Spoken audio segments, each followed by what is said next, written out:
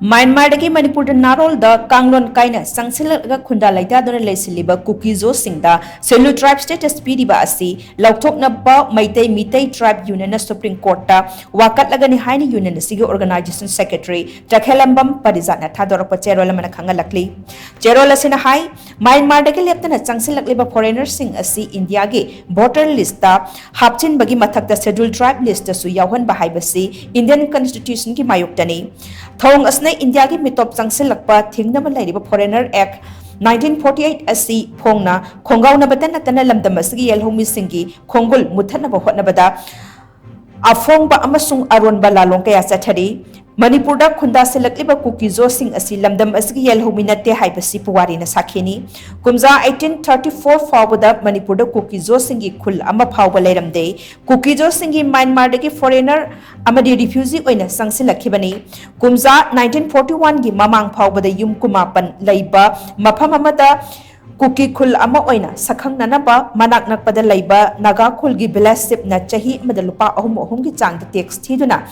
खुंदाबा याहलमी मखा तारकपदा कुमजा 1941 दा मणिपुर स्टेट दरबारना अमुक चही अमदा लुपा तरुक तरुक की चांग टैक्स पीबी ऑर्डर अमुक थोखी कुमजा 1973 फावदा मणिपुर दा चंगसिलक्खिबा कुकी रिफ्यूजीज ना government of India अमदी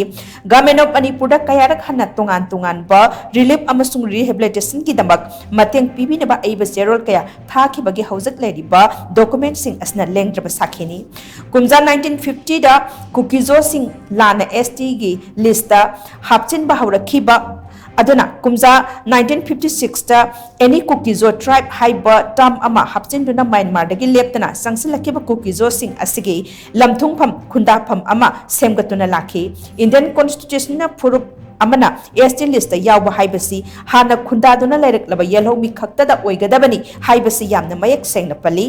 ST list यावबा हाइबसिदा तंगाई फदना फुरुप अदुगी क्राइटेरिया मंगादी सोइदना यावगदबनी हाइरी फॉरेन नेशन अमदि रिफ्यूजी अमतन एसटी लिस्ट यावबा यादे कुकीजो सिंग असदि म्यांमार दसु येलहोमी लिस्ट फावबा यावदे कुमजा लिसिंगनी तरामाथोइदा इंडिया के सुप्रीम कोर्ट ना अमदी लिसिंगनी कुलुमदोइदा दिल्ली हाई कोर्ट ना ताखिबा रूलिंग अमगी मतुंग इना येलहोमी नत्तबा कना अमतद एसटी लिस्ट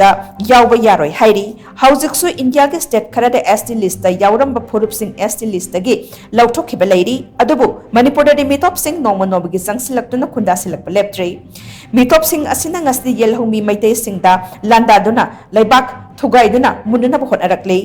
म्यांमार दगी लमदमस्ता मिटोप लाख कया कया लोगी वांगमदा संगसिलक्पा यानानबा गवर्नमेंट ऑफ इंडिया ना ngamkhaida ayatpa athingba amata lehenkhide free regime movement chana handuna matam sangna thamki manipur asimitop ke hethangpham ama ohenanabagi damak kuki singi macha nupa singna anauba khul kaya semgatuna ningthau oiba yahananabagi damak siftanship ki chatnabi laingak asna yokhatuna thamdakli hauzik yelhomi singna masagi political land socio economy amadi nat ngaksaduna hingba ngamnaba lambi thibada Meitei phurubasi ST list chanba haiba asina khwaidagi maru oibo oirakli manamaduna miyam hupna achetpa phirep amaga loinana khongjang sangsinduna Meitei phurub asi ST list chalhananaba sem sharasi hainichu serolisna makhatana phongdorakli